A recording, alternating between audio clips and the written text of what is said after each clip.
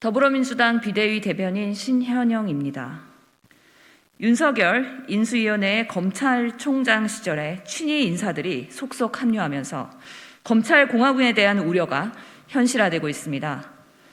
윤 당선자는 이미 대선 기간 법무부 장관의 수사지휘권을 폐지하고 검찰총장에게 예산 편성권을 부여하며 검찰이 보안 수사를 직접 진행하는 책임 수사제를 도입하겠다고 공언했습니다. 검찰에 대한 법무부의 민주적 통제 수단을 무력화하고 검찰의 수사권을 다시 확대하겠다는 것입니다. 그런 점에서 검찰총장 시절 자신을 보좌하던 측근 검사를 인수위에 합류시킨 것은 새 정부 사법개혁의 밑그림이 검찰 조직의 독립과 권력의 복원에 있음을 분명히 한 것입니다.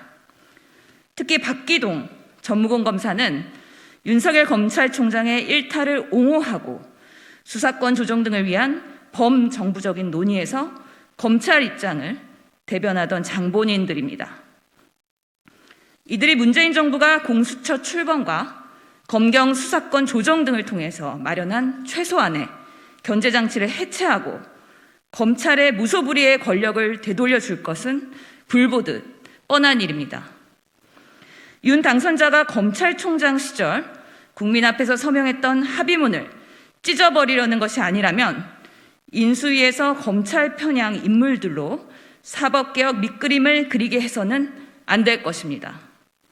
새 정부 사법개혁의 밑그림을 제대로 그리겠다면 검찰은 물론이고 경찰, 법원, 공수처 등의 다양한 의견을 반영될 수 있도록 인수위 구성부터 보완해야 마땅할 것입니다. 두 번째 브리핑 하도록 하겠습니다. 윤석열 인수위와 국민의힘은 새 정부와 여당에서 책임 있는 역할을 하게 될 사람들입니다. 그런데 이들이 하는 말을 듣고 있으면 여전히 야당인 줄 착각하는 것 같습니다. 윤석열 인수위와 국민의힘이 대통령 집무실 이전과 관련해 청와대에 막말도 불사하며 거친 말을 쏟아내고 있습니다. 김기현 원내대표는 구중궁궐 청와대에 숨어 혼밥을 즐겼다고 비난했고 김용현 인수위 청와대 이전 TF 팀장은 안보 운운하는 자체가 굉장히 역겹다며 매도하였습니다.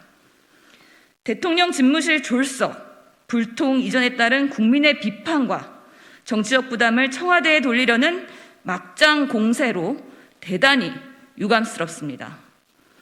50일 뒤면 국정을 이끌며 국민의 삶을 책임져야 할 집권 세력으로서의 책임 있는 태도는 조금도 찾아볼 수 없습니다.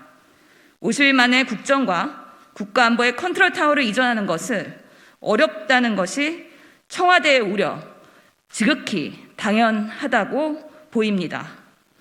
안보 공백과 국정 혼란이 예견되는데 대통령 집무실 이전에 대한 정당한 우려를 정치적 반대로 매도하지 마십시오.